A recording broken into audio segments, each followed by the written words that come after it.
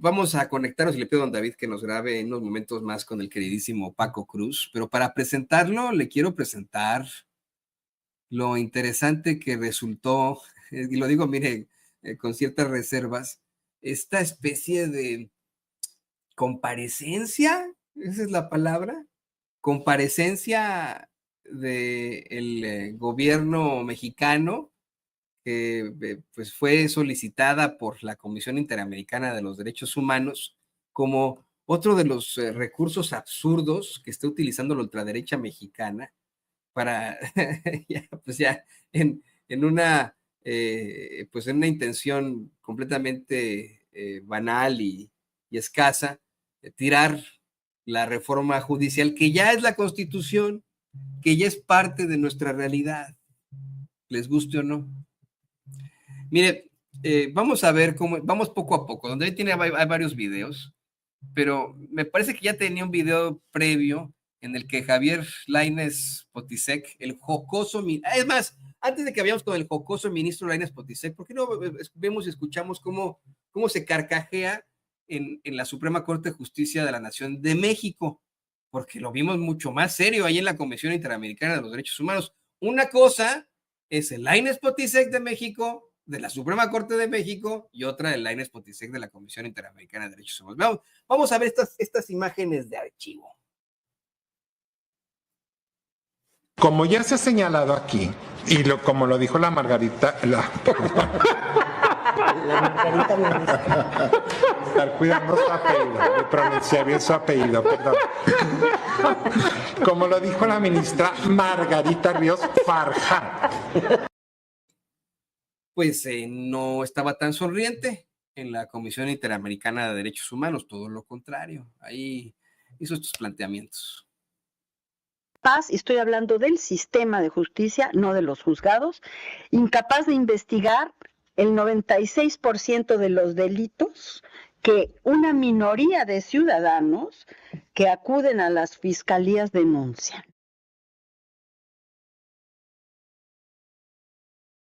Bueno, me dice exactamente, no habló, se ve atrás en estos planteamientos. Pero hay más, mire, en redes sociales están hablando, y lo vemos muy serio, no se está carcajeando. Hay señalamientos de que personajes como un tal Fabián Sánchez Matus es de los que acompañaba pues a todos estos quejosos que piensan que pues de alguna u otra forma acudiendo a organismos internacionales van a conseguir algo que ya es Constitución en México y que por mucho que puedan convencer a Almagro y a sus secuaces, pues no va a haber ningún tipo de repercusión porque la Comisión Interamericana de Derechos Humanos, señoras y señores, rápidamente le digo yo a usted, puede hacer recomendaciones, e incluso determinaciones rumbo a una especie de sanción de, ya no los vamos a invitar o los podemos sacar de la comisión o vaya usted a saber qué, ¿no? Pero de ahí a que verdaderamente pueda imponer una sanción o pueda obligar a un país, en este caso a México, a que acabe con la reforma judicial, pues no, eso no, eso es de verdad, cosa juzgada, caso perdido y pues más bien chilleta de estos pobres personajes. Escuchemos. En este sentido, la respuesta al Estado mexicano es no, el Estado no puede hacer lo que quiera. El Estado tiene obligaciones internacionales que está desacatando en este momento y es importante en este sentido que la Comisión Interamericana se pronuncie y haga uso de todas sus facultades para poder llevar a cabo, digamos, o frenar más bien una destitución arbitraria, masiva de juezas y jueces en el país de la totalidad. Es importante también mencionar lo que la comisionada Andrea Pochac mencionaba. Diagnóstico. Queremos saber dónde está el diagnóstico que hizo el Estado mexicano para saber que la totalidad de juezas y jueces son corruptas o que defienden intereses de partidos políticos o intereses políticos. ¿Dónde está el diagnóstico? Con el periodista, póngale pausa, vamos a platicar con el periodista Paco Cruz, Francisco Paco Cruz, pero a ver, ¿representan partidos políticos? O sea, señores, perdone, pero hoy que seguimos viendo cómo es que esos jueces, magistrados y ministros siguen liberando a delincuentes, siguen liberando las cuentas de las familias de estos delincuentes, siguen dándole la razón en casos administrativos a los grandes magnates, a las élites, a los millonarios, siguen dándole la razón en casos fiscales a multimillonarios que además se le han pasado ofendiendo al gobierno de México, al pueblo de México y también al de Estados Unidos, como el Barbaján de Ricardo Salinas Pliego, que se niega a pagar miles de millones de pesos en impuestos, y también se niega a pagar sus deudas acá en los Estados Unidos. Esos jueces que les han dado la razón, voy hasta cantinflar como Margarinflas, perdóneme, porque se me acaba de ocurrir esto. En el caso de Ricardo Salinas Pliego, acá en Estados Unidos el Poder Judicial está determinando que sí tiene que pagar, pero en México, jueces corruptos han determinado que el Estado mexicano no le va a exigir, no puede exigirle a Ricardo Salinas Pliego que pague sus deudas acá en Estados Unidos, para que vea. Y con esos argumentos va este tipejo que dicen, yo no sé, ¿no? Se llama Fabián Sánchez Matus, a decir que los jueces, magistrados y ministros van a estar influenciados por los partidos políticos. Oye, hoy están influenciados por los delincuentes, por las élites, por también los partidos políticos. A ver, ¿no se reunió la mismísima ministra presidenta de la Suprema Corte de Justicia de la Nación con Alito Moreno en la casa de este señor González Alcántara Carranca? ¿De qué chingados estamos hablando? ¿Cuál influencia personaje este cuate? Qué bárbaro, me hace cantinflar como Margarita. Sigamos escuchándole, energúmeno, sigamos escuchándolo. Intereses políticos. ¿Dónde está el diagnóstico? Es importante también mencionar que se ha iniciado un ataque sistemático en contra de juezas y jueces, operado desde la Presidencia de la República en el Estado mexicano.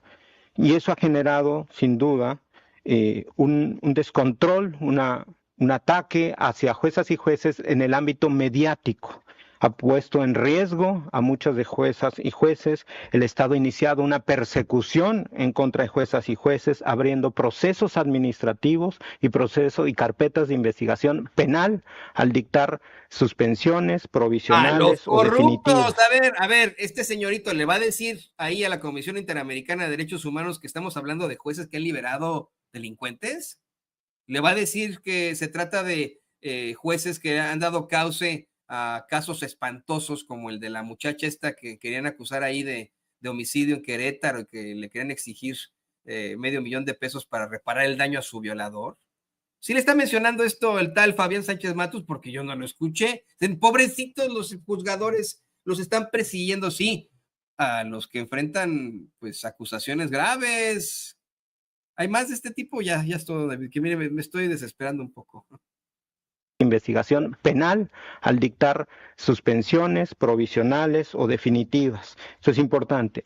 Y otro punto importante es una alerta aquí a la Comisión Interamericana, porque el Estado mexicano, a través también ya de incluso algunos legisladores, ha abierto, ¿no?, la puerta a un desacato de lo que pueda decidir la Comisión Interamericana y en su momento la Corte Interamericana en la temática. Esto es importante decirlo. Quizá de frente al Estado mexicano les preguntamos cuál es la intención. ¿Dejar el sistema interamericano? ¿Van a denunciar la Convención Americana sobre Derechos Humanos? ¿Qué hará el Estado mexicano? Porque los legisladores ya están hablando de un desacato de las decisiones. Por último, ¿quién defiende en este momento a las juezas y jueces? Como lo mencionó el comisionado Bernal. Pues el poderoso caballero Don Dinero es el que los defiende y que te mandan ahí a la Comisión Interamericana de Derechos Humanos a decir mamada y media, chavo.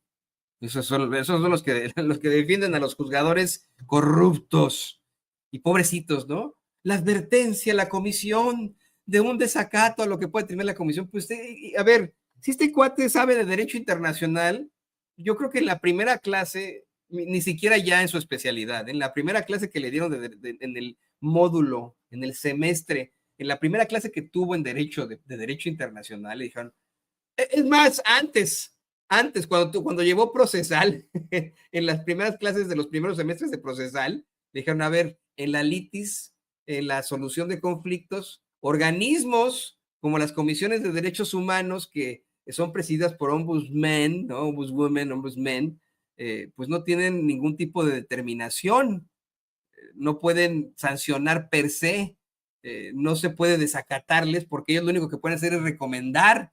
Si recomienda algo la Comisión Interamericana de Derechos Humanos, pues uno puede como ente político nacional decir, pues yo puedo decirle que sí o que no, o aceptar o acatar o no tu recomendación, pero señores, es una recomendación. Este cuate deberían regresarlo ahí a la Escuela de Derecho. Creo que hay otro byte por ahí, ¿verdad? De estos personajes, donde había para correrlo para que ya con esto le demos la bienvenida al buen Paco. Por esta situación, esta reforma judicial. Por supuesto, sabemos que nuestra intervención en el asunto todavía no ha mostrado todas las posibilidades y todas las potencialidades que tiene el sistema interamericano.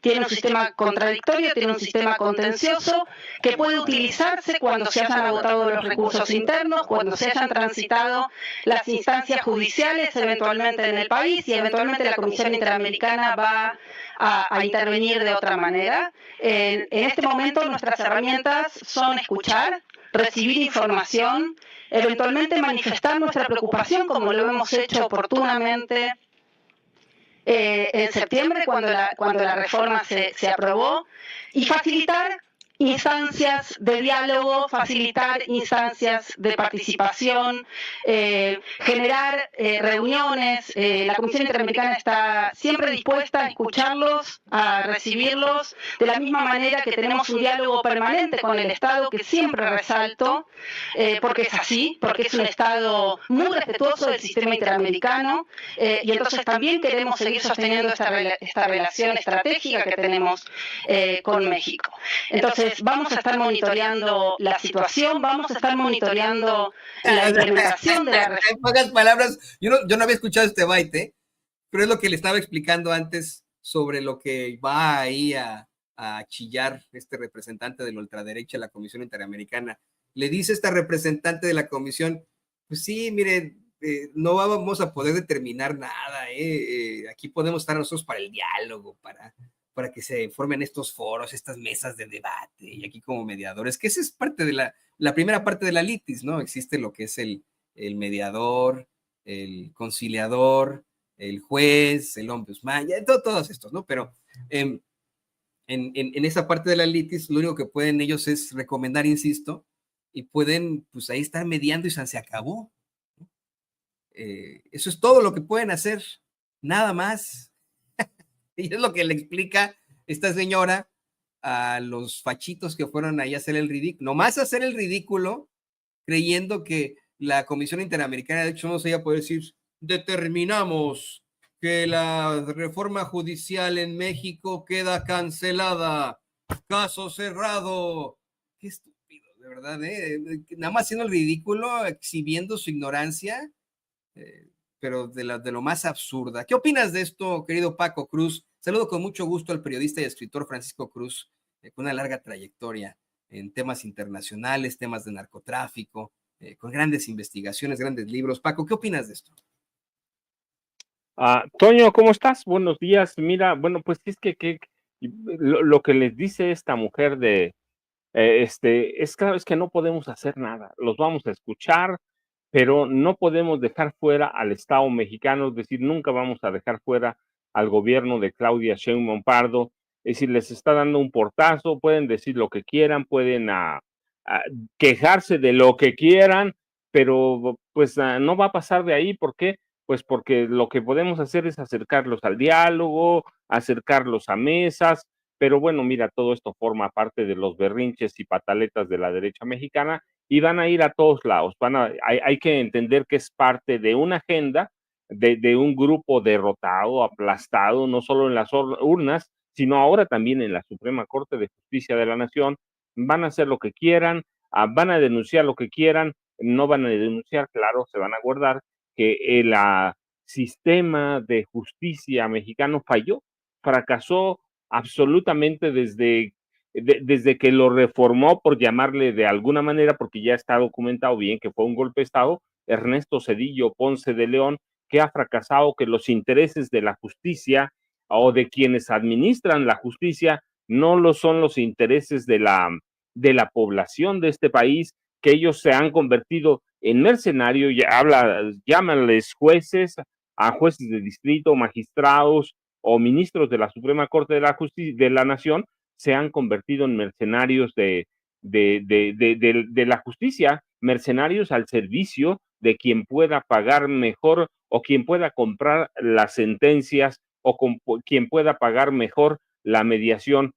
Mira, nunca van a decir que hay, por ejemplo, liberación de cárteles, de capos a granel, de criminales a granel, de que el sistema de justicia en México ha colapsado porque tenemos jueces más interesados en servir a criminales que en servir a la justicia. Mira, nada más para para ponerle datos y nombres. La noche del pasado 8 de noviembre, una jueza de distrito especializada en el sistema penal acusatorio, en el centro, adscrita al Centro de Justicia Penal Federal del Estado de Michoacán, ordenó liberar a César Enrique Caro Escobar, sobrino del capo Rafael Caro Quintero, el capo de capos. Determinó su libertad a pesar de que al tipo lo encontraron, por ejemplo, con 1.6 kilogramos, estaba condenado a más de 6 años, pero mira que es bien poquito, 1.6 kilogramos de cocaína, casi 2 kilogramos de metanfetaminas o drogas sintéticas, 20.5 kilogramos de fentanilo. ¿Tú sabes qué pasa si lo pescan en Estados Unidos y lo arrestan con fentanilo? Con 1 kilo. Eso es una locura. Con 6.3 kilogramos de un precursor para la fabricación de fentanilo. Sí, los jueces, y esto no van a decir personas que están defendiendo este sistema, que han fallado, que han colapsado y que son cómplices. Mira, hay evidencias sólidas de que cada uno de los cárteles de este país tienen a su juez consentido, a su magistrado favorito, a su ministro favorito, y hay evidencias de que las sentencias, las sentencias mínimas cuestan 250,000 pesos. Y de ahí para arriba depende del cártel, depende del capo, depende del criminal. Es decir, nunca van a conocer de esto. Dicen, queremos ver el diagnóstico. Pues el diagnóstico lo dimos el 2 de junio pasado, todos los ciudadanos prácticamente, cuando fuimos a las urnas a validar no solo a una candidata presidencial, a candidatos a legisladores, diputados y senadores de Morena, sino a una plataforma electoral en la que se nos vendió, entre otros, un cambio radical a través de al sistema de justicia a través de una reforma constitucional. Y tienen tu razón, ya no es una reforma constitucional, Toño, es la Constitución. ¿Quieren algo? Que reformen la Constitución. Van a patalear, pues mira, sí les queda ese derecho de pataleo, les queda el derecho de decir lo que quieran. Están desesperados, están emberrinchados, así que van a hacer lo que sea porque los escuchen a donde sea. ¿Cuánto van a lograr? Mira, Toño, yo creo que nada. Ellos no van a pasar inadvertidos porque tienen atrás de ellos a toda la vieja prensa corporativa. Así que es una especie, te digo, para mí no pasa de un berrinche de personajes de la derecha que ya no sabe qué hacer, que no entiende el país, que no entiende lo que está pasando, que no sabe nada, Toño, no entiende lo que pasó. Mira, si no ha entendido lo que pasó en las elecciones de 2018, ¿cómo van a entender lo que pasó el 2 de junio pasado? Mira, yo hablaba, pues te estoy dando la liberación de un capo, pero acaban de liberar a Abraham Oseguera Cervantes, el hermano del Mencho, liberaron al hijo del Marro. Es decir, hay una lista de grandes candidatos, protegen a Ricardo Benjamín Salinas Pliego, protegen a Germán Larrea Mota Velasco, es decir, hay una élite de jueces, ministros y magistrados que son sinvergüenzas, que son pillos, mira, yo te daba el nombre de uno, pero hay cualquier cantidad, pero también la semana pasada, el fin de semana, la Suprema Corte de Justicia de la Nación concedió a los jueces, a todos, el poder absoluto para desbloquear cuentas del crimen organizado a través de una simple suspensión o un amparo, ¿sí? O sea, cualquier criminal en este país, después de lo que pasó el sábado, que no se ha publicitado mucho, cualquier juez puede liberar a cualquier capo o puede liberarles todas sus cuentas bancarias. Eso fue un proyecto del ministro Alberto Pérez Dayán.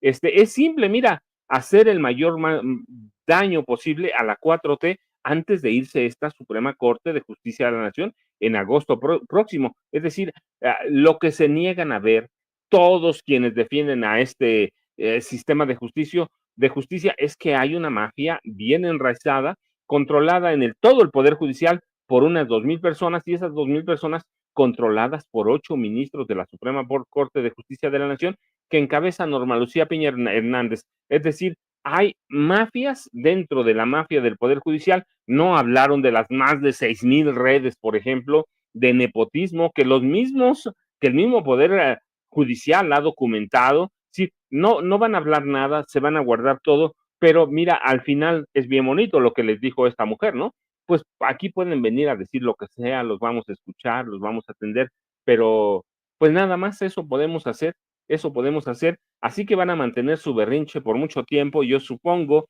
que una vez que la Suprema Corte de Justicia de la Nación se vaya ahora, sea desmantelada y lleguen los nuevos 9 ministros, 2 menos de los que hay ahora, las cosas se van a empezar a arreglar, pero la derecha, eso no quiere decir que la derecha se va a calmar, Toño, recuerda, la derecha está enojada, está incapacitada, no ha hecho nada, pero va a seguir pataleando, va a seguir con ese derecho que tiene a tratar de desestabilizar el gobierno de Claudia Sheinbaum Pardo. Va a hacer lo que pueda, lo hicieron casi o prácticamente todos los días en los 6 años del gobierno López Obrador. Pues, ¿por qué no lo van a hacer ahora? La derecha, solo hay que recordarlo, Toño, tiene recursos, muchos recursos, así que se va a mantener ahí, y tiene a toda la vieja prensa corporativa para seguir golpeando al gobierno. Lo que podemos hacer, bueno, primero sí hay que estar atentos, hay que contrarrestarlo, pero mira qué divertida te diste cuando esta mujer les dijo, pues eso podemos hacer, escucharlos. Esta es un organismo de mediación, y no podemos dejar fuera al Estado mexicano. Así que te diste una buena divertida, que al final tenemos que hacer eso sin que pierda la seriedad del caso, sin que pierda la seriedad de todo lo que representa personajes como este tipo que fue a hablar ahí. Entonces, y ante un organismo que para nosotros es un organismo golpista, dirigido por el mayor golpista que hay en América Latina. Así que, Toño, lo que tenemos que es escucharlos. La vieja prensa le va a dar muchos espacios, con mucha seriedad, pero esa seriedad pues no implica que ellos influyan en algo. Esa vieja prensa es irrelevante, no tiene credibilidad y está sumida en la peor crisis de la historia, Toño. No, y no solo divertida, pues es una cachetada de verdad por parte de esta funcionaria. Yo quiero insistir que este fulanito, el que mandaron ahí, pues me imagino que tiene algo que ver con derecho internacional para poderse defender, o es un mero orador, un mero platicador ahí, ¿no? Que pusieron ahí a decir tontería y media, y en eso a lo mejor no sacan adelante sus intenciones, pero hay otros tribunales en los que sí podrían ganar. Déjame unir a esta conversación, querido Paco, también al buen Kurt Hackberg, periodista, también escritor. Querido amigo Kurt, bienvenido a Sin Censura, ¿cómo estás?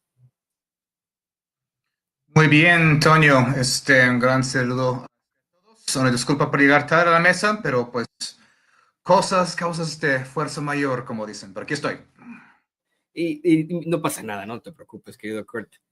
Digo que, miren, hace una semana en el programa de Kurt Hackberg, tuve la oportunidad de platicar qué sigue para la derecha en estos momentos, qué qué camino les queda. Y lo veíamos como muy por encimita, cómo es que pues lo que les queda es esto, hacer payasadas a nivel internacional. Dedicar media página escrita con las patas sobre un ministro golpista en el New York Times. Dedicar una columna que le den a la momia traidora y neoliberal Ernesto Zedillo. Ir a la Comisión Interamericana de Derechos Humanos a hacer el ridículo, a que les digan, oigan, pues sí, pueden venir a acusar a México de lo que ustedes quieran, pero aquí lo único que vamos a hacer es mediar y a lo mejor recomendar, pero hasta ahí, se acabó. Sin embargo, como bien lo publicaba hace algunas horas, ¿sí? Hace algunas horas el buen Kirk Hackberg, en estos momentos hay una amenaza todavía de que el gobierno entrante de Donald Trump imponga aranceles a México, no más porque sí, ¿no? O sea, no más porque sí, por X o Y. Y ayer Marcelo Ebrard, el secretario de Economía, daba a conocer que pues estamos preparados como mexicanos para eso, que si viene un arancel vendrá otro. Hoy se lo preguntaron a la doctora Claudia Sheinbaum, querido Kurt, querido Paco. No sé si don David nos puede rescatar, por favor, el clip 12, porque la doctora Claudia Sheinbaum, en lugar de sacar la espada como lo hizo Ebrard, creo que actúa de forma más diplomática y con una respuesta muchísimo más positiva. La doctora Claudia Sheinbaum dice que mire, estas son palabras mías, ella es muy diplomática, pero estas son palabras mías. Es mío el decirle a usted que la doctora Claudia Sheinbaum está preparada para restregarle a Trump en la jeta lo mucho que aportamos los paisanos acá en los Estados Unidos. Miren nada más. Acá. Gracias. Buenos días, Presidenta. Laura Ávila, de Posta Ciudad de México. Se habla de que México podría responder recíprocamente a los aranceles anunciados en campaña por Donald Trump, lo que en teoría traería costos significativos para Estados Unidos. ¿Qué nos podría decir de estas especulaciones? Sí, estamos haciendo un trabajo muy importante de cuánto aportan nuestros hermanos y hermanas mexicanos que están en Estados Unidos a la economía de Estados Unidos. Siempre hablamos de héroes y heroínas de nuestros paisanos y paisanas, entre otras por lo que aportan a la economía nacional con las remesas. Pero ellas y ellos aportan muchísimo a la economía de Estados Unidos. Estamos haciendo un trabajo inclusive de por estado de la Unión Americana en cuanto benefician a la economía de Estados Unidos. Pero lo mismo en cuanto beneficia a la economía de Estados Unidos el tratado. O sea, el TEMEC beneficia a México, pero beneficia mucho a Estados Unidos. Entonces, ¿qué significaría para la economía de Estados Unidos un arancel? Ese trabajo lo tenemos muy avanzado, lo coordina el secretario de Economía y está trabajando también con Secretaría de Hacienda. Entonces, estos números pues son fundamentales para la revisión que se va a hacer en el 2026 del tratado. La revisión y la reunión que tendrán ambos equipos, ambos gabinetes. O sea, si Trump, así es el silogismo como lo veo, querido Kurt. Si Trump amenaza con aranceles, en primer lugar, la doctora Claudia Sheinbaum responde con la razón. Punto número 1. ¿Cuánto estamos nosotros como mexicanos paisanos acá en los Estados Unidos contribuyendo a la economía de los Estados Unidos? Punto número 2. Te informo, Trump, lo mucho que afectaría a tu economía que nos pongas aranceles a nosotros. Sí, nos va a afectar a nosotros, pero le va a afectar más a tu economía. ¿Qué opinas de esto, Kirk Hackberg? Bueno, antes que nada, Toño, me va gustando mucho esa dinámica de, como decimos en inglés, good cop, bad cop, ¿no? Claudia Ebrard, ¿no? Policía buena, policía mala, ¿no? Es decir, la presidenta, como debe ser, diplomática, firme, ahí explicando, ¿no? Cómo va el asunto y cómo les va a afectar a ellos. Y desde la Secretaría de Economía, pues ahí con el garrote. Así, good cop, bad cop. Me gusta esa dinámica, que siga así. Hay que ahondar en esto porque es muy importante y toca otro tema que hemos discutido mucho en estas mismas mesas de Sin Censura, ¿no? Es que la prensa en Estados Unidos no reporta sobre México. No reporta sobre México, la prensa corporativa, bien entendido. Y no les interesa reportar sobre México. Lo que hacen es reciclar lugares comunes, reciclar estereotipos y reciclar el discurso de los think tanks y los institutos y los ONGs y las élites de ambos lados de la frontera. Eso creo que lo tenemos muy claro y muy analizado y muy entendido. Y hemos hablado de cómo esto, obviamente, pues perjudica a los pueblos de los dos lados. Pero ahora estamos viendo un ejemplo en que ese tipo de mala cobertura perjudica a las mismas élites. ¿Por qué? Porque no están viendo el asunto con claridad. Ellos siguen pensando que es el México de hace una década. Porque la prensa es igual, las notas son iguales.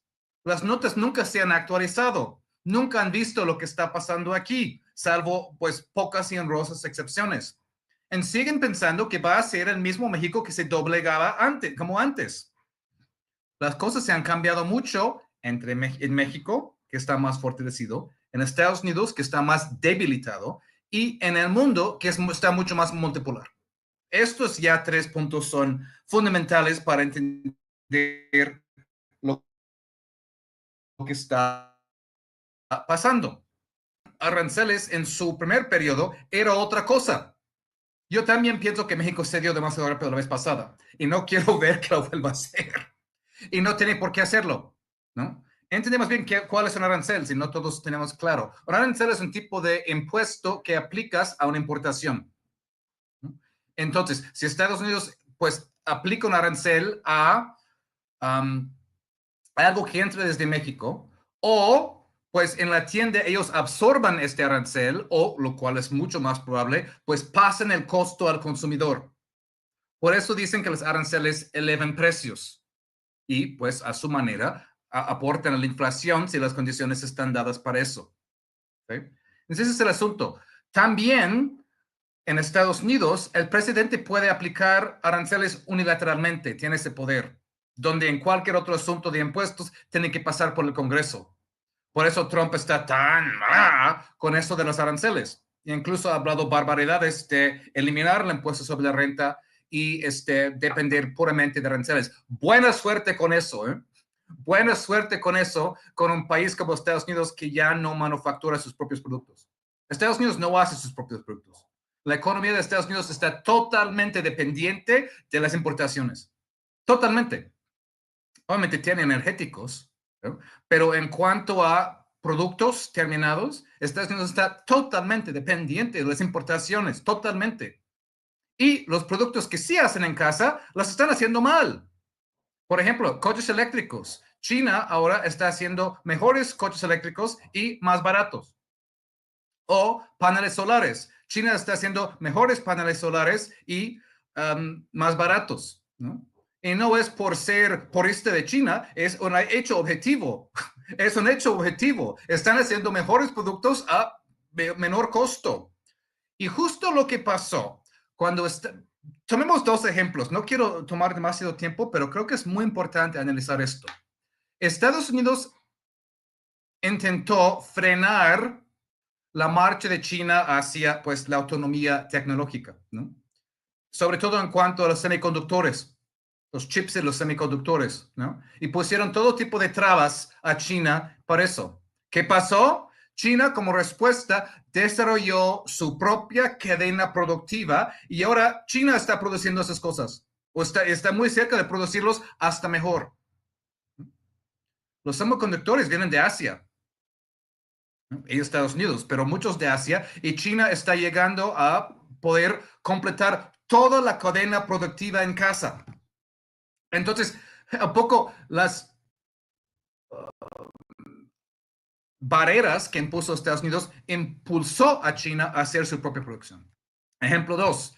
Después de la invasión de Ucrania, Occidente, Estados Unidos y la Unión Europea aplicó unas sanciones draconianas a Rusia, con esta idea de que pues, iban a doblegar a Rusia en cuestión de meses y iba a devaluarse el rublo y pues Rusia iba a estar chillando.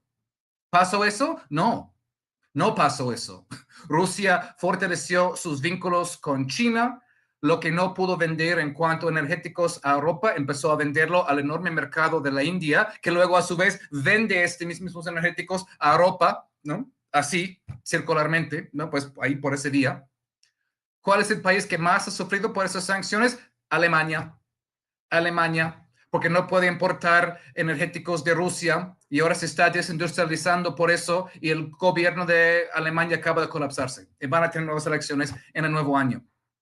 Esto años después de decir que esas sanciones iban a obligar a Rusia, ¿no? Esas cosas hay que entenderlas cuando Trump saca sus grandes amenazas de aranceles, que es otro mundo. Y en el caso de China y en el caso de Rusia, no ha funcionado su juego. Ahora, México es un poco otro caso. México se va fortaleciendo, no está al nivel de China y Rusia, ¿no? Pero, es decir, no está en la condición en la que estaba hace 10 años. Y por eso Marcelo Ebrard, bueno, está mucho más autosuficiente en energéticos, ahí va más en alimentación, ¿no? Va por ahí. Un país que es más autosuficiente en las cosas tiene más margen de maniobra porque hace más cosas en casa. Si haces más cosas en casa, estás menos vulnerable ante aranceles y pues vulnerabilidades de los mercados internacionales. Por eso, tanto enfoque en la soberanía. Hay mucho camino todavía por hacer, pero se ha avanzado. Se ha avanzado, indudablemente. Entonces, pues, Ebrard tuvo toda la razón. Es decir, si Estados Unidos impone un arancel, que México imponga un arancel. ¿Cómo que México no puede hacerlo? Obviamente hay que pensarlo bien, siempre con la cabeza fría, pero hay que pensar esas cosas bien. Eso es lo que se llama reciprocidad, Antonio. Reciprocidad. Si México realmente quisiera hacer, aplicaría visas de entrada a los gringos, ¿por qué no? Que ellos también vean cómo se siente, esperar 2 años por una cita, pagar $140 no reembolsables, pasar por una entrevista humillante, tener que hacer fila ahí afuera de la línea, ahí del consulado, horas, ¿no? Fotos, muchos datos, invasión de privacidad. A ver cómo se sienten ellos. No estoy diciendo que México vaya a hacer eso el día de mañana, pero hay que empezar a pensar en las implicaciones verdaderas de la reciprocidad en términos internacionales, Tony. No, y a ver, yo no soy quien, ni nosotros los que estamos aquí en Sin Censura, para decirle a la Secretaría de Economía de México o al gabinete de la doctora Claudia Sheinbaum cómo hacer su trabajo, pero asumo que deben de tener un plan B en caso de que, como bien menciona Kirk Hackbert, pues de pronto Trump efectivamente lance esas tarifas y pueda haber una reciprocidad en los aranceles con los que se amenaza. Pero está sobre la mesa siempre que México pudiera comenzar a comerciar con otros países, con otras potencias como son Rusia y China. Y hoy está pues más que claro, querido Paco, vamos ahora contigo, que hay un interés fuerte por parte del gobierno de China en México. Ya era claro desde el gobierno del presidente Andrés Manuel López Obrador, fue claro durante la pandemia, la cercanía, se ofreció disculpas al pueblo chino ante las vejaciones por parte del gobierno de Porfirio Díaz y por tantos linchamientos que ocurrieron a finales del siglo XIX, principios del siglo XX. Ha habido un acercamiento claro con el gobierno de China y en esta cumbre del G20 en Río de Janeiro, que tendrá pues que realizarse muy, muy pronto, la doctora Claudia Sheinbaum se va a reunir nada más y nada menos que con un Xi Jinping, un presidente con mucho poder, con mucha fuerza en el mundo, que es el interesado en hablar con México. Eso es, y no me va a dejar mentir en esto, Kurt, querido Paco, tú tampoco, querido público consentidor. Cada que hay una reunión entre Xi Jinping y el presidente Biden, por ejemplo, y en su momento el presidente Trump, híjole, es en medio de ánimos medio difíciles, son reuniones como muy pues problemáticas, ¿no? Sí hay cordialidad, ¿no? Pero siempre es con mucha tensión se dan estas reuniones, las declaraciones siempre son muy cortas, muy, muy frías. Ahora que fue la cumbre climática en la que estuvimos Vicente Serrano y este servidor, ahí en San Francisco, así fueron las reuniones, ¿no? Frías, difíciles, mientras que cuando Xi Jinping se reunió en ese entonces con el presidente Andrés Manuel López Obrador, la situación fue muy distinta. Ahora, la pregunta sería, ¿qué es lo que necesita el gobierno de México para reaccionar ante una decisión intempestiva como son las de Donald Trump? Donald Trump es impredecible y como un día puede decir, ay, sí, somos muy amigos de México y tiene razón la doctora Claudia Sheinbaum, el otro día dice, no, ya, le imponemos un arancel del 70%.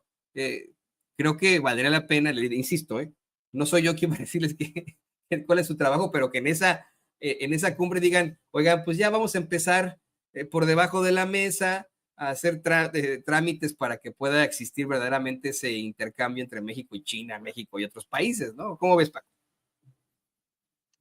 Mira, Toño, Kurt, qué bueno que llegaste. Cuando Kurt habla, como también lo ha hecho la semana pasada, otras semanas, México ya no es el mismo, Estados Unidos ya no es el mismo, pero también hay que decirlo, China ya no es el mismo jugador en la economía mundial de lo que era, por ejemplo, en 2010, 2011, 2013. China es ahora una de las llamadas fuerzas estabilizadoras de la economía mundial. México entiende su papel, tampoco va a ser muy fácil desligarse de Estados Unidos. Pero mira, en mi pueblo, y seguramente Kurt ya ha oído este dicho, dicen, no hay borracho que coma lumbre. Y ciertamente Trump está loco, está poseído de pronto, puede tomar decisiones en forma impulsiva, pero si él atiende a lo que pasó en las elecciones del 5 de noviembre en Estados Unidos y lo que le pasó al Partido Demócrata, va a entender que la inflación es un grave problema o puede convertirse en un grave problema, así que a la hora de imponer aranceles, por más que quiera, por más que los desee, por más que quiera castigar un hombre macho, un hombre xenófobo, por más que quiera castigar este país, también tiene que pensarlo. Cualquier país, China, Rusia, le darían a México o tendrían ganas de comérselo a dentelladas. Son 130 millones de consumidores, así que no es fácil. Así que te digo, si nosotros no somos los mismos, Estados Unidos, China tampoco. Yo recuerdo en 2010, por ejemplo, cuando se hablaba de la economía de China, en la moneda local, en el yuan, decía, tiene una economía promedio de 50 billones de yenes. Hoy estaba checando ayer el dato, tiene una economía superior a 121 billones de yuanes, 121 billones de yuanes, es decir, el doble, pero su papel en la economía mundial es fundamental. Así, y eso lo sabe Trump, más allá de lo que diga, lo que pueda decir, China hoy es un jugador mundial importante y tiene razón Kurt. Mira, por ejemplo, en el conflicto que hay en Ucrania, los más castigados, por ejemplo, son países de Europa, como Alemania. Así que tiene que también medirle un poco Donald Trump o su equipo económico financiero, lo que representa China, no solo para China, no para Estados Unidos, sino todo lo que representa para la economía mundial. Así que van a tener que buscar en algún momento algún equilibrio. No dudo que esté loco, eso ya lo ha dado muestras Donald Trump. No dudo que pueda tomar algo unilateral, incluso en cuestiones de narcotráfico, pero justamente el gran reto de Claudia Sheinbaum Pardo es no solo entender a Estados Unidos, sino el papel que juega China ahora como parte de los equilibrios económicos mundiales. ¿Quién es o cuál es la región más afectada, por ejemplo, con la guerra en Ucrania? Europa.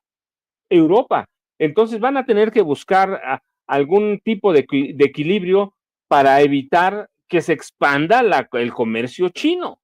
No solo a México, a todo el mundo. Estados Unidos necesita reingresar a la competencia mundial. Kurt decía ahí, los chinos están haciendo mejores cosas y más baratas. Bueno, pues Estados Unidos tiene que entender cómo experimentó China esa mejora en su participación en los mercados del mundo. y tiene que llevarlo, porque nada más tiene 4 años, está loco y pues justamente como nada más va a tener 4 años, puede tomar cualquier medida. No, tampoco es así, tampoco es así. ¿Por qué? Porque atrás él, como cualquier político, va a tener necesidad de heredar el poder a alguien, al Partido Republicano, a quien él le diga, a quien él diga, pero finalmente tiene que entender todo eso. Y 4 años, la verdad es que son bien poquitos para hacer muchas locuras. Sí, ha prometido hacer muchas. Yo dudo que muchas de esas las pueda llevar a cabo. ¿Por qué? Pues porque Estados Unidos sigue siendo la primera potencia económica mundial, pero atrás de él está China. Está China y China tiene deseos, tiene capacidad para imponerse en muchos ramos, no solo en México. Así que Estados Unidos, que ahora es un país que vive de las importaciones, tiene que pensar mucho lo que está haciendo, tiene que pensar mucho lo que va a hacer. Y yo digo, mira, la ventaja, si Marcelo trabaja bien, esa es la ventaja de que Claudia Sheinbaum Pardo lo haya elegido como secretario o nombrado secretario de Economía, porque conoce en parte cómo trabaja Donald Trump. Yo espero, dice la presidenta, y le creo verdaderamente, ya estamos elaborando todo esto para mostrar cuánto puede afectar a la economía de Estados Unidos, a afectar a México o castigar a México, que esta sería la palabra, pero todavía tienen un par de meses, poco más de un par de meses, para definir bien un plan, para detallar lo que van a hacer y ver los escenarios de lo que puede hacer Trump, de lo que realmente puede hacer, y a partir de ahí actuar en el gobierno de Claudia Sheinbaum, en consecuencia en el gobierno de Claudia Sheinbaum Pardo, Toño. Pero sí, Estados Unidos para mí debe tener muy claro, y seguro que lo tiene, qué papel juega China en el comercio internacional y en el equilibrio mundial comercial.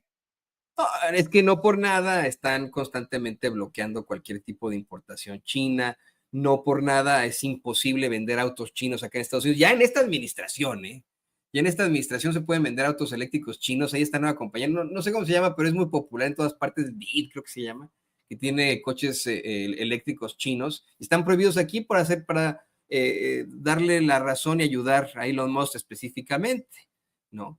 Efectivamente están conscientes de esta problemática, pero de lo que creo que no están conscientes, y a quien han, creo yo, queridos compañeros, subestimado, es al indocumentado y a la indocumentada. Fíjense que hemos estado platicando mucho del mexicano estadounidense acá en los Estados Unidos, ¿no? El mexicano estadounidense que de 10 de cada mexicanos estadounidenses, 7 votaron en contra de Donald Trump. No me atrevo a decir siquiera a favor de Kamala Harris, votaron en contra de Donald Trump, pero 3 sí votaron a favor de Donald Trump, según las encuestas. 3 de cada 7 mexicanos votaron a favor de Donald Trump. Escuche usted esto, ¿no? Hemos hablado de esos mexicanos for Trump, o Mexicans for Trump, o Latinos for Trump, que pues a lo mejor y se van a enfrentar a deportaciones de sus familiares o de ellos mismos ante la amenaza de implementar lo que hizo Eisenhower en los 50, como ya dijo el mismo Donald Trump.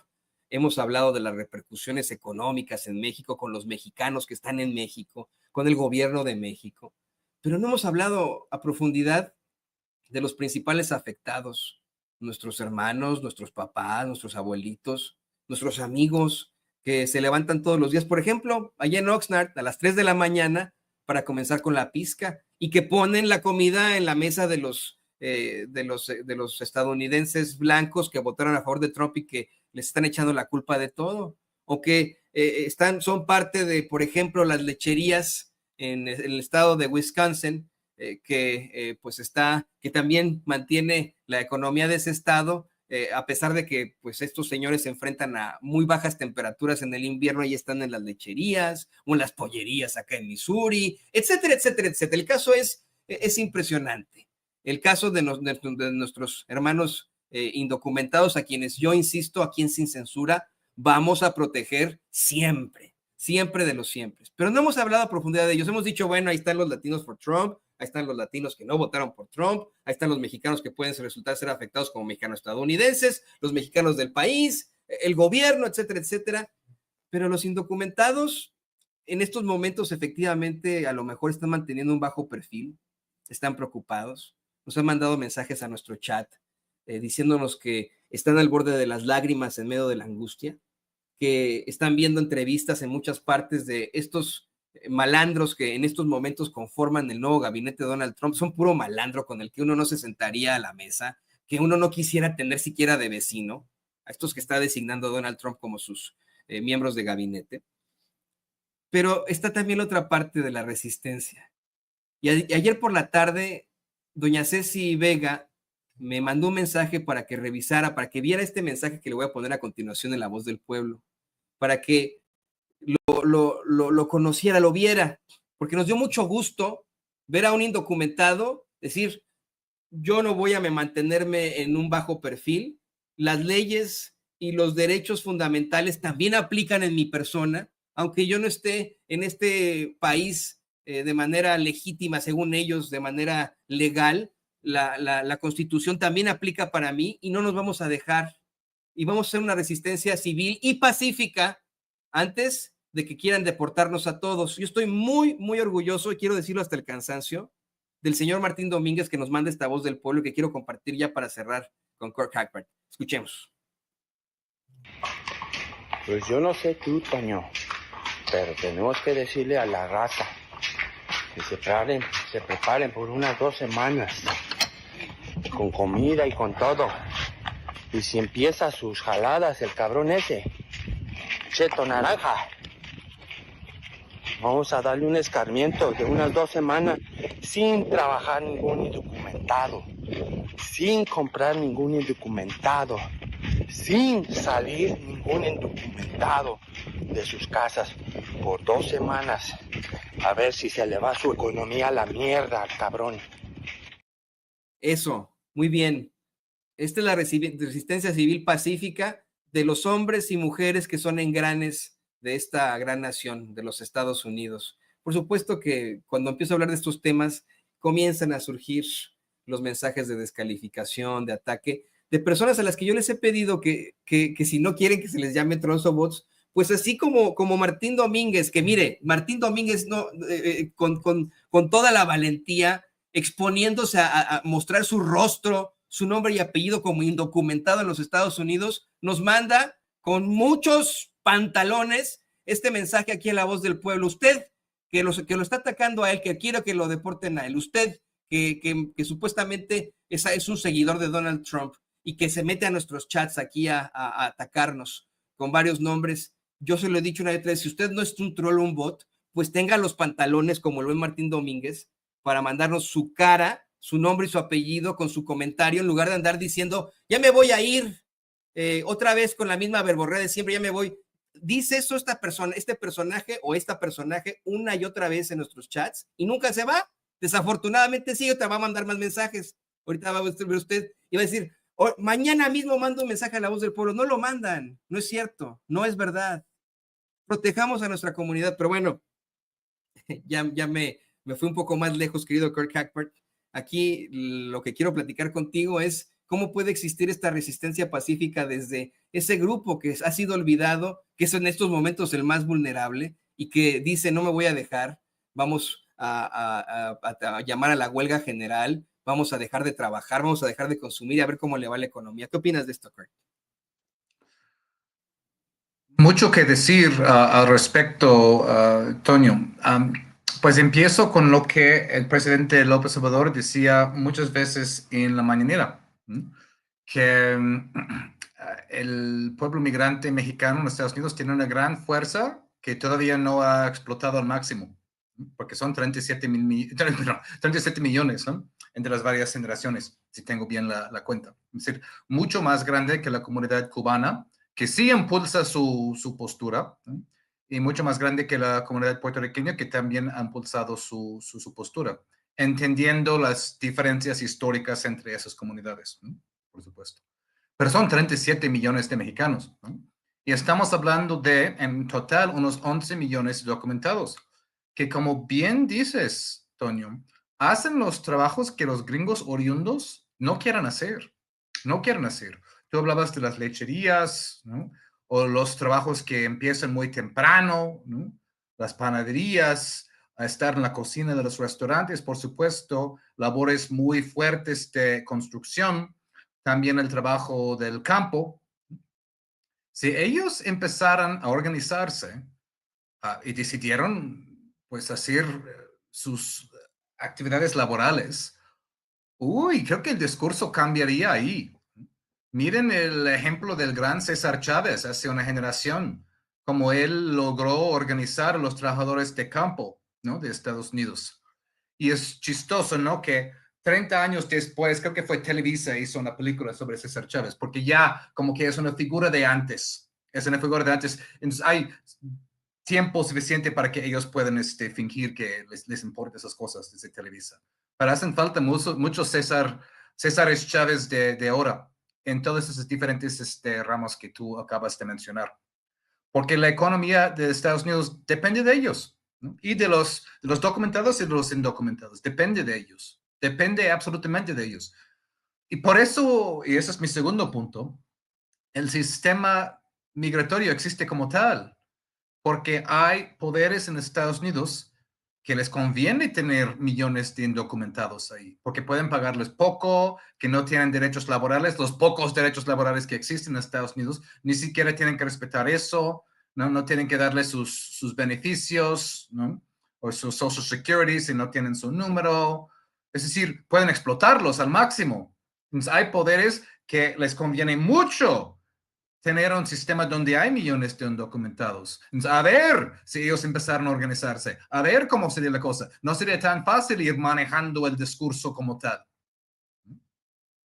Y hay que empezar a hacerlo, porque justo el que va a ser su jefe de frontera es el ex jefe de ICE, justamente, que pues tiene toda su experiencia en deportaciones de ICE. Bien, ese señor ha dicho, no va a haber deportaciones en masa, no va a haber redadas, como dice Trump, va a ser más enfocados. No hay que ser demasiado alarmista, pero a la vez tampoco subestimar el asunto. Y todo pasa por organizarse ahí y tomar a la letra lo que dijo el presidente, ¿no? López Obrador, ¿no? Que esta comunidad mexicana en Estados Unidos tiene una enorme poder en potencia que no ha realizado, político digo, porque económico ya lo tiene, político que no ha explotado o no ha realizado al máximo. Y último punto, pues tiene que ver más y mejor trabajo de los consulados en Estados Unidos. Uno de las partes del gobierno federal donde hay más conservadores, además del Poder Judicial y antes del INE, aunque INE todavía tiene 6 consejeros, ¿no? Ahí, más de derecha, es Relaciones Exteriores. Relaciones Exteriores todavía tiene muchos conservadores ahí adentro. Entonces, hay que ver eso también, porque si no hay pues una gran reforma ahí, pues los consulados en el extranjero no va a estar haciendo el trabajo que deberían hacer para defender a los migrantes. Y yo quiero decir esto, para también hacer el comentario, me duele mucho saber que efectivamente hay segundas y terceras generaciones que padecen del síndrome de la escalera, como lo advirtió el presidente de Colombia, Gustavo Petro. Síndrome es en el que cruzan el muro, sus papás, sus abuelos, y ellos pues simple y sencillamente tiran la escalera detrás de ellos, o que cierran la puerta y dicen, detrás de mí no entra nadie. O bien de muchos mexicanos que a lo mejor llegaron aquí con todas las de la ley, entre comillas, ¿no? Que llegaron aquí con documentos, con alguna posibilidad de hacerse residente permanente y luego ciudadano, para que después sus familias existieran de esta forma, pero que pues no se dan cuenta de lo problemático que podría resultarse la separación de estas familias. En el mandato de Trump, yo no puedo dejar de pensar entre tantos casos de separaciones de familias, el de una niñita de unos 5 años que lloraba ante las cámaras de varios medios de comunicación diciendo que su papá para ella pues era todo. Le hacía de comer, le hacía de cenar, trabajaba muy duro en una pollería aquí en Missouri, y fue una de las víctimas de una de esas redadas de las que habla Cock Hackberg. Y la niña, ella como ciudadana estadounidense, a quien también le quieren quitar su ciudadanía, señoras y señores, porque nació aquí de padres indocumentados, qué injusticia. La niña lloraba diciendo, mi papá era todo para mí y se lo llevaron. ya no tengo a mi papá, o sea, se lo llevaron a deportarlo, pero aún así, ¿no? Separaron una familia, una niñita que dependía absolutamente, y es una de millones, que dependía de su papito, se enfrenta a una injusticia por pues, una decisión política, simple y sencillamente, y porque miembros de su propia comunidad no se dan cuenta del daño que están causando. Queridos compañeros, yo quiero agradecerles por esta excelente mesa de análisis, muy fuerte mesa de análisis. Qué bueno que se puedan dar este tipo de conversatorios aquí en Sin Censura, sin pelos en la lengua. Quiero insistir que pues su participación aquí, sus comentarios, sus análisis siempre son muy valiosos. Y pues también, además de agradecerles, les pido por favor que nos compartan sus redes sociales para que la gente se ponga en contacto con ustedes. Vámonos de atrás para adelante. Estábamos contigo, Kurt. Por favor, compártenos tus redes sociales. Muchas gracias, Toño, ¿no? Mi querido, estimado amigo de mesa, pues siempre es un gusto estar contigo cada semana, ¿no? Gracias por eso. Estoy Kurt Hackbarth, estoy ahí, mi cuenta está en pantalla, ¿no? @Kurt Hackbarth. También escribo en la revista Jacobin, en Sentido Común, y tenemos nuestro podcast, Soberanía, The Mexican Politics Podcast. El compañero Toño salió hace un par de semanas. El episodio de esta semana nos está yendo muy bien, porque habla justamente de cómo Sheinbaum va a pintar su raya con Trump. Entonces vayan a ver nuestro episodio de Soberanía en YouTube, en Spotify y en Apple Podcast. Y nada más quería cerrar con un comentario aquí de Teodulo Ávila, que está en el chat. Dice, estimado Kurt, lo mío es la remodelación y no hay mano de obra anglo o afro que quieran hacer roofing, concrete, frame o flooring, ¿no? Que es techos, concreto, obviamente los marcos y pisos. No hay, así que no les quitamos el trabajo, hacemos lo que el güerito no quiere hacer. Este es el punto. Ese es el punto. Y si hacen más claro esto, y si no fueran a trabajar un tiempo, ¿no? Es decir, pensándolo bien, organizándose bien, es decir, no tomando decisiones precipitadas, ¿no? Pero, pues, a ver, ¿quién va a hacer sus techos? ¿Quién va a hacer sus pisos? ¿Quién va a hacer sus marcos de casas? Para pensarlo nada más. Así es, totalmente de acuerdo. Qué bueno que lo menciona aquí el queridísimo Kurt Hackbarth de Sin Censura. Paco, también por favor compártenos tus redes sociales. Mira, Toño, solo para completar o complementar, decía Kurt, daba los números, 11 millones de migrantes indocumentados o sin papeles, va, que es lo mismo. La pregunta es, ¿puede Estados Unidos prescindir de los indocumentados? No, nunca. No solo por el ejemplo que daba esta persona en el chat en vivo, hay que tomar en cuenta el envejecimiento de la población de Estados Unidos, y no lo digo yo, mira, esto ya se dice desde que cuando yo vivía en Chicago, que esos son los 80, principios de los 80, se decía lo mismo. ¿Puede Estados Unidos prescindir de los migrantes indocumentados? No, decían entonces, lo dicen ahora y va a ser históricamente lo mismo. Son el alma, la columna vertebral de la economía de Estados Unidos. De los migrantes documentados e indocumentados dependen muchas industrias, la construcción, servicios, la alimentaria, agricultura. Sería quedarse sin los indocumentados, haría colapsar a la economía de Estados Unidos, sería crítico para todo Estados Unidos. Mira, eso lo decían cuando yo vivía en 82 en Chicago. Así que, ¿qué va a pasar con la economía de Estados Unidos? Trump, Thomas Homen, como quieren llamarle, ellos lo saben, lo entienden. ¿Va a haber deportaciones? Sí.